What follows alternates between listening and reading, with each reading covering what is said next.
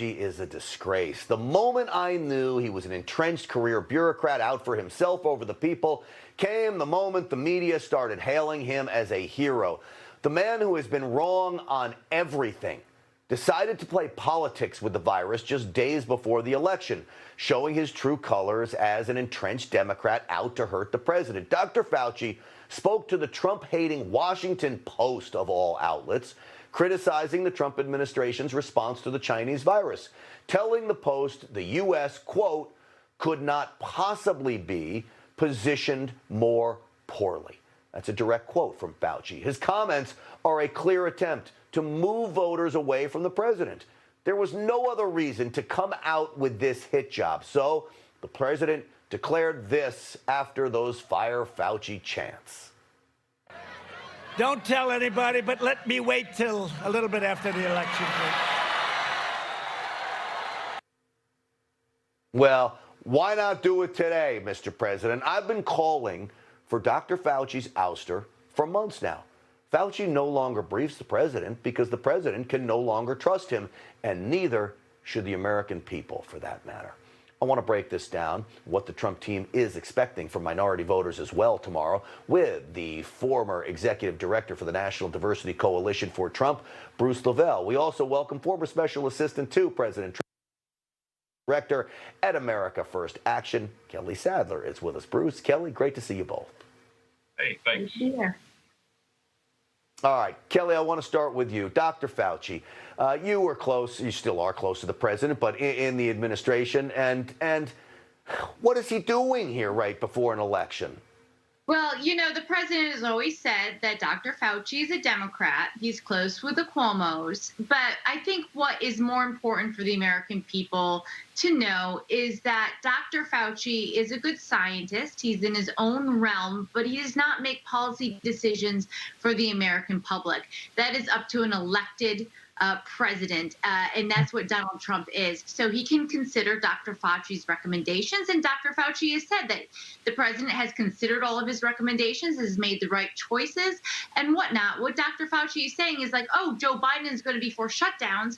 I think that I want to shut everything down, and so Joe Biden will just listen to me and not take all of these other factors like the economy, getting people back to work, getting kids back educated in the school systems is important, and that's all the calculus that President Trump is taking into effect right now. Yeah, I just saw a tweet, Bruce, from Joe Biden that said he's going to get the virus under control. A national mask mandate is what he wants. That's just what the people want, to be controlled even more than they already are, right?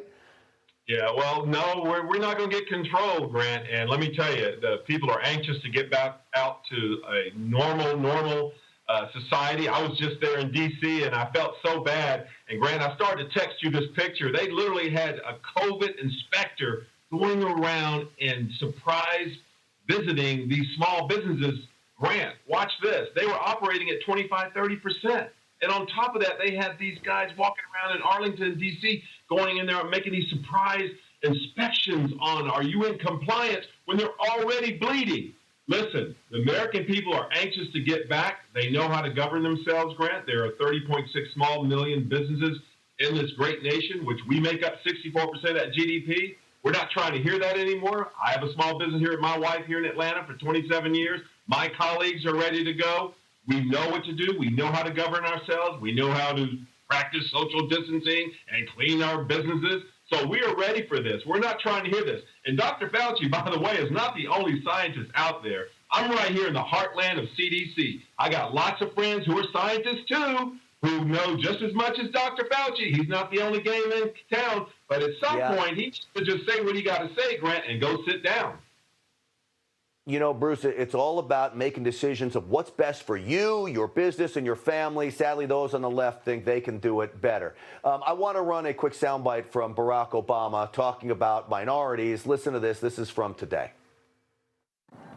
Tomorrow you can put an end to the politics that tries to divide a nation just to win an election, that tries to stoke conspiracy theories and fear at a time when we need competence and we need hope. All right, well, I'll tell you what, minorities have plenty of hope, Kelly Sadler, because they're doing better than they've ever done under that man that you just saw right there, and they're going to turn out in full force. We're already seeing it, aren't we? Yeah, no, absolutely. I mean, this is where I think the real story is going to be post tomorrow. It's all of the Hispanic community that's turned out for the president. It's the African American community that's turned out for the president. If you look in Georgia right now in early voting, back when Stacey Abrams, quote unquote, thought she won the gubernatorial, she was ahead in African American votes in the early voting by 51%. Right now, you look at Joe Biden's total, it is 47%. Now, if he wants to win that state, he needs at least 57% of the African American support, and we're not seeing him get that in the early vote. Meanwhile, we're seeing the president doing very well. In 2016, he only got 8% of the African American community's vote. We at least expect him to double that this year, which will be huge for his reelection.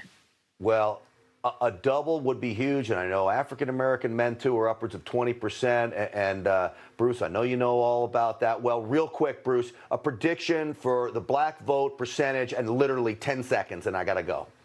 Well, it'll be in the high 20s. Listen, there's a mailer going out nationally right now about the Biden crime bill who wrote and authored. And check this out. What's brewing now, Grant, in 1986, he went in there and pushed the powdered versus the crack cocaine deal that was going on that started the pathway to mass incarceration. Charlamagne the God and T.I. were talking about this on Breakfast Club. This is going viral in black communities now about how he started the pathway of mass incarceration for black men in black America. So he is in trouble, Grant. I think they're seeing that, and they really are waking up to that very, very fact, which is why, again, I'm calling a big red wave coming up. Kelly, Bruce, great to see you both. I know you're busy coming up. Go out there, get them some votes. We'll talk to you guys soon. Coming up on Stinchfield, breaking down the president's road to victory. We told you a little bit about it there. We got more for you. I'll tell you which battleground states we should be worried about and which ones we have in the bag. Stick around.